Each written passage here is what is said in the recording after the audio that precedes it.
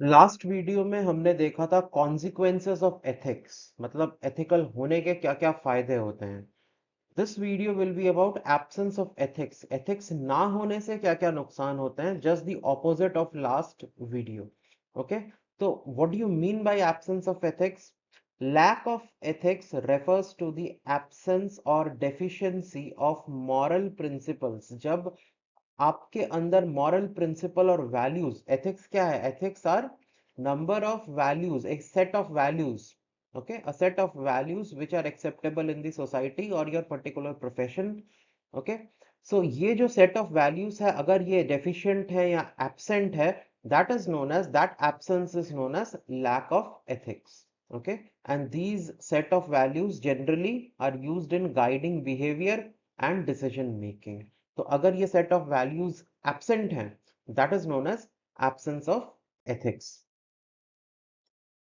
तो कॉन्सिक्वेंसेस क्या है? First, it manifests in action that are dishonest, unfair, unjust और हार्मफुल टू द सोसाइटी। आप ऐसे ऐसे एक्शंस करने लग जाओगे which is dishonest, unfair, unjust और हार्मफुल टू द सोसाइटी। ये कुछ अवगुण, ओके, ये कुछ टाइप की क्वालिटीज, नेगेटिव क्वालिटीज डेवलप हो जाएंगी एक इंडिविजुअल में या फिर एक ऑर्गेनाइजेशन में या फिर एक सोसाइटी में, if there is lack of ethics. The consequences of lack of ethics can be severe, widespread, affecting individuals, organizations and society। एक इंडिविजुअल, ऑर्गेनाइजेशन और सोसाइटी तीनों को ये नेगेटिवली इम्पैक्ट करेगा। देन क्या क्या क्वालिटीज या नेगेटिव क्वालिटीज डेवलप हो जाती हैं अगर बाय चांस एग्जाम में आता है, तो you should know these 4-5 points. ये कुछ नेगेटिव क्वालिटीज है जो डेवलप हो जाती हैं due to lack of ethics. First is dishonesty, engaging in deceitful practice, lying, mis in representation of truth। फिर unfairness, treating people inequitably, showing favoritism, discrimination among certain groups, against certain groups, this is unfairness। corruption आने लगेगा, involvement in bribery, fraud, embezzlement or other form of unethical behavior for personal gains। then irresponsibility, accountability का ना होना, people in power will avoid responsibilities, avoid accountability for their actions। okay, avoiding accountability for one's action and neglecting duties or obligations। जो duties हैं वो fulfill लोग नहीं करेंगे। exploitation, taking advantage of others for personal or organizational benefits, often without regard for the well-being। Simple language है, आसानी से आप समझ सकते हो। तो ये कुछ 4-5 चीजें आपको याद रखनी है। These are some of the negative things that develop due to lack of ethics. Then जैसे हमने कॉन्सिक्वेंसेस में पढ़ा था, कहाँ कहाँ पे इम्पैक्ट करेगा, सिमिलरली लैक ऑफ और absence of ethics can impact you in these 5 dimensions: individual, interpersonal, organisational, social and global. ठीक है, एक एक करके देखते हैं। इंडिविजुअल में there is loss of trust and reputation. Example, a student caught cheating on an exam loses the trust of teachers and peers, damaging their academic and personal reputation। एक student अगर चीटिंग करते हुए पकड़ा जाता है, तो teachers में और उसके जो पियर्स हैं, जो उसके साथ वाले स्टूडेंट्स हैं, उनके बीच में वो बंदा भरोसा खो देता है, उसके रेपुटेशन को पूरा डैमेज हो जाता है। ओके, फिर वो कभी रिकवर नहीं कर पाते ऐसे लॉसेस से। so this is one individual consequences: loss of trust and reputation।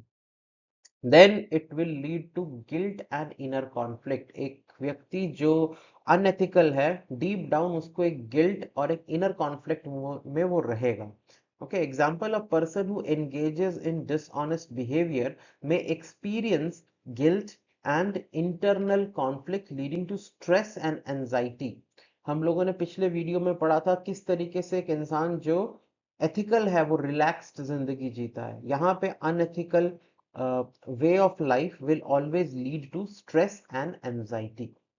ठीक है, इसके एग्जाम्पल्स आप कमेंट सेक्शन में लिख सकते हो कि किस तरीके से a person who is unethical, who is dishonest, who is corrupt, किस तरीके से वो लाइफ में स्ट्रेस उसके आता है and he is compelled to take some extreme steps. इस टाइप के एग्जांपल्स अगर आपको मिलते हैं, please do write them in comment section, I would love to see them.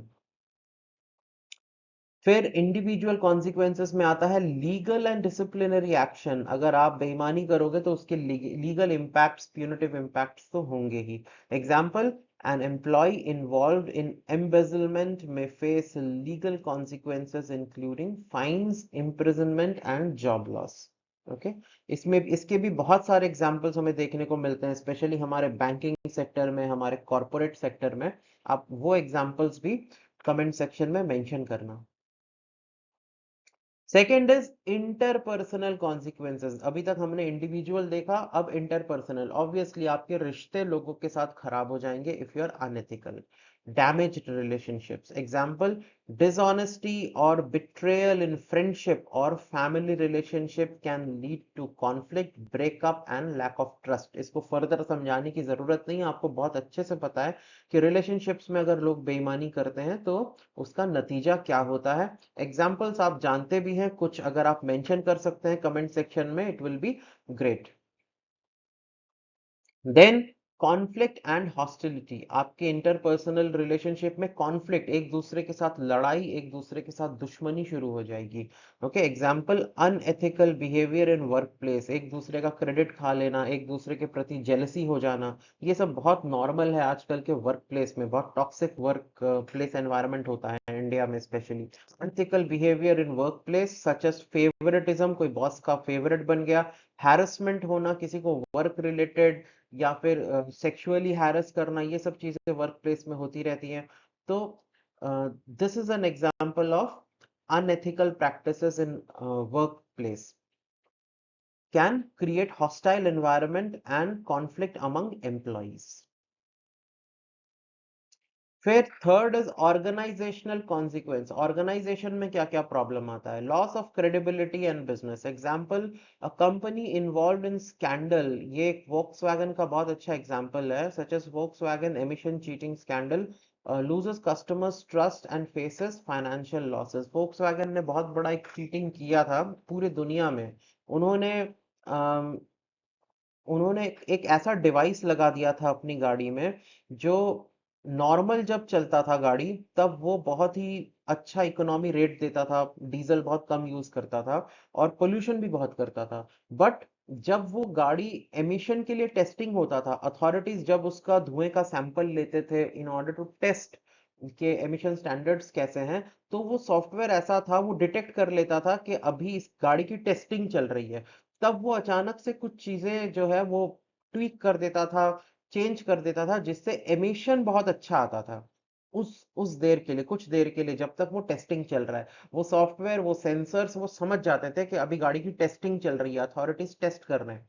ठीक है, तो तब वो ऑन हो जाता था और गाड़ी का जो एमिशन है वो बहुत कम होता था। और जब गाड़ी नॉर्मल रोड पे चलती थी तब टेस्ट से 40 टाइम्स ज्यादा एमिशन करता था, गाड़ी का इकोनॉमी भी अच्छा होता था और 40 टाइम्स ज्यादा एमिशन करता था।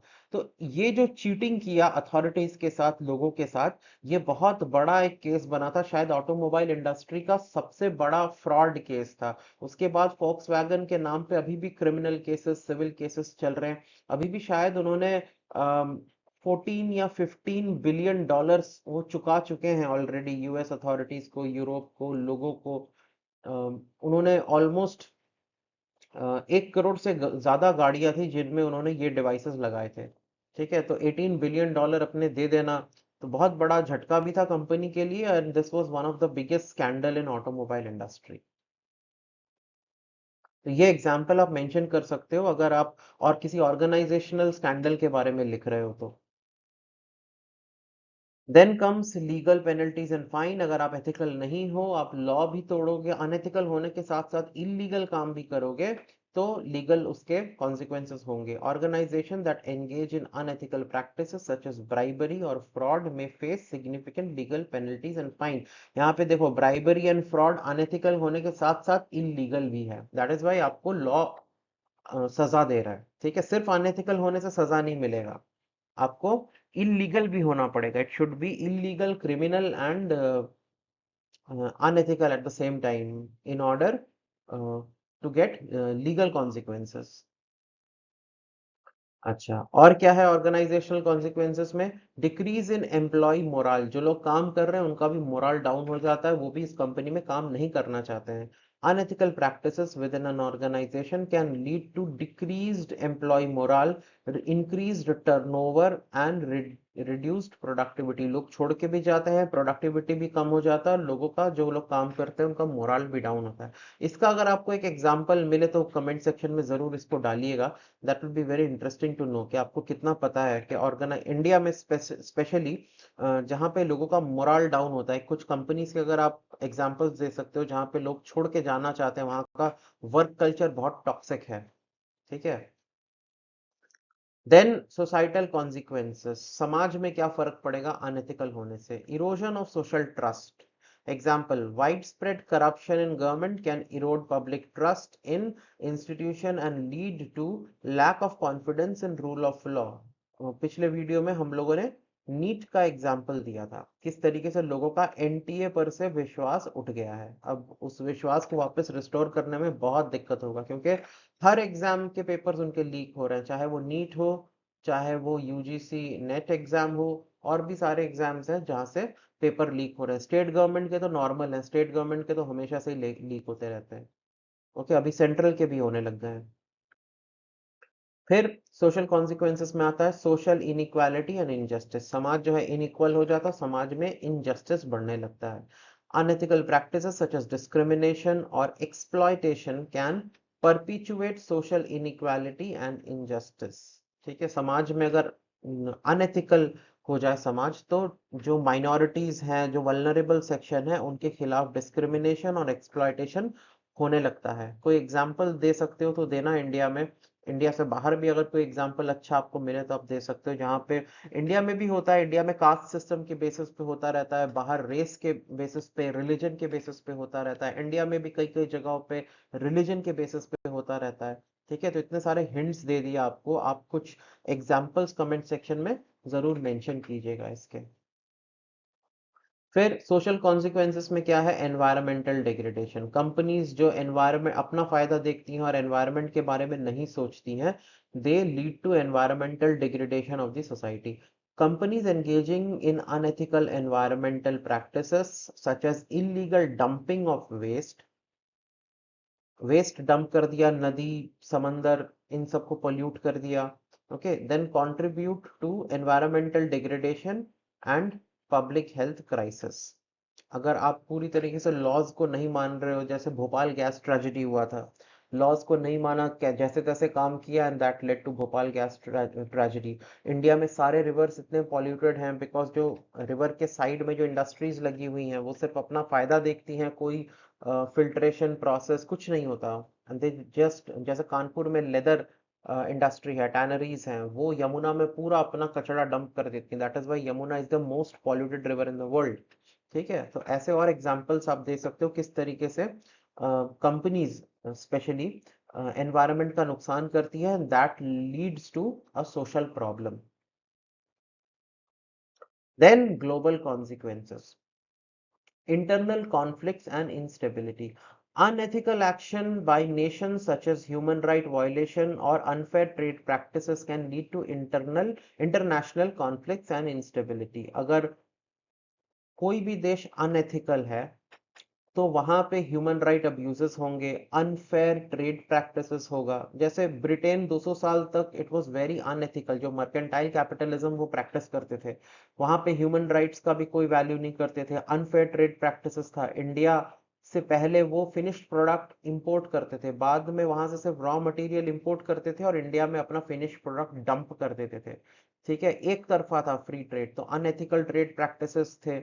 आज भी ऐसा होता है, चाइना डंप करता रहता है, यूएस भी जहां पे उसका एडवांटेज है, इंडिया पे डब्ल्यूटीओ के केसेस होते रहते हैं, कभी यूएस ही कर देता है, कभी कोई और देश कर देता है, ओके।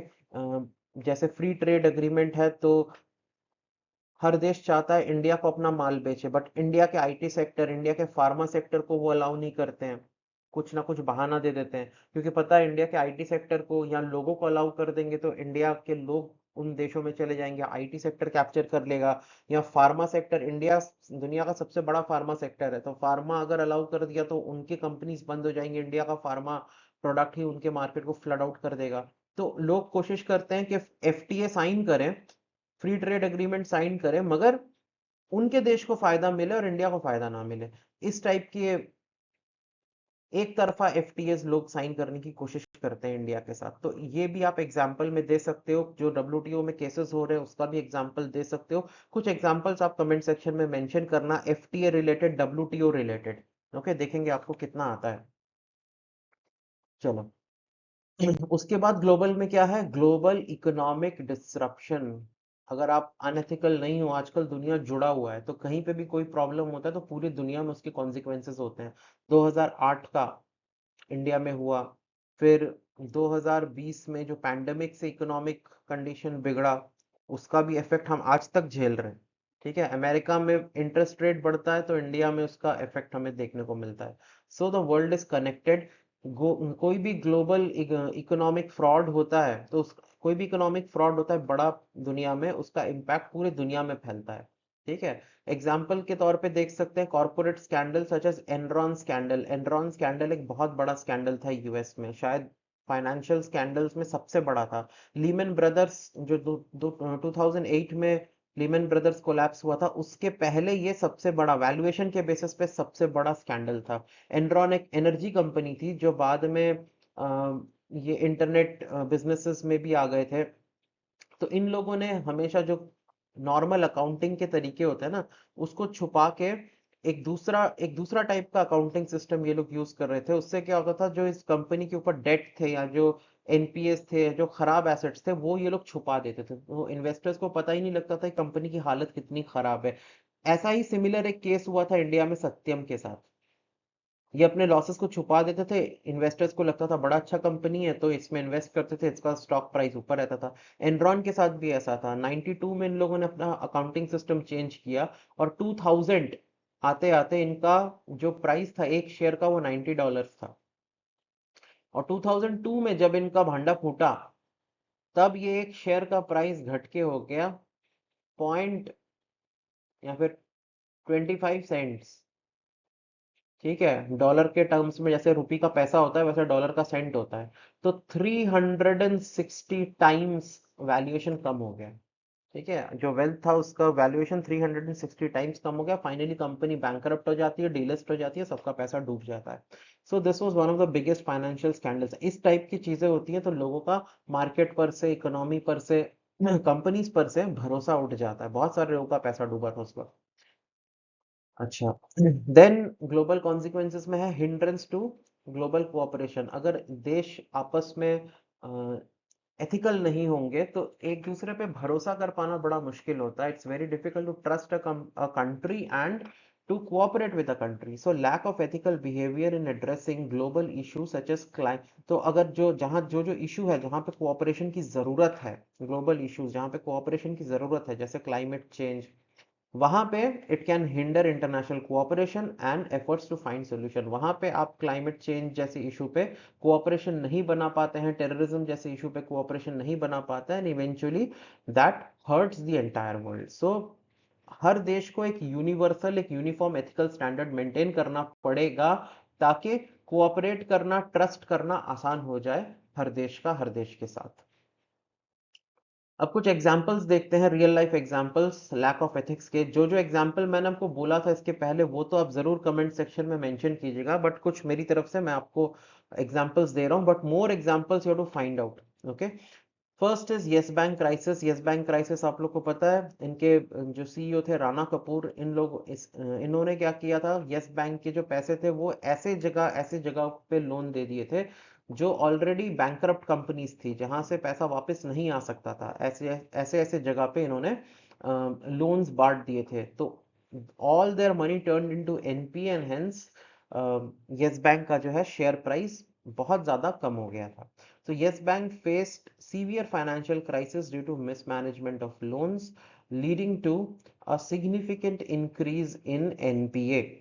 ठीक है, अपने जो बैंक्स लोन देती है ना, अच्छी जगह लोन देती है ताकि पैसा वापस आ जाए इंटरेस्ट के साथ और बैंक को फायदा हो, बट इन्होंने ऐसी जगह लोन्स दे दिए ब्राइब लेकर या अपने फायदे लेकर जहां पे बिजनेसेस ऑलरेडी बैंकरप्ट थी, वो पैसा वापस ही नहीं आ सकता था, जानबूझ के इन्होंने खराब एसेट्स में पैसे लगा दिए और वहां से इनको अपना कट मिला, जिसके वजह से the banks founder Rana Kapoor was arrested on charges of money laundering and corruption.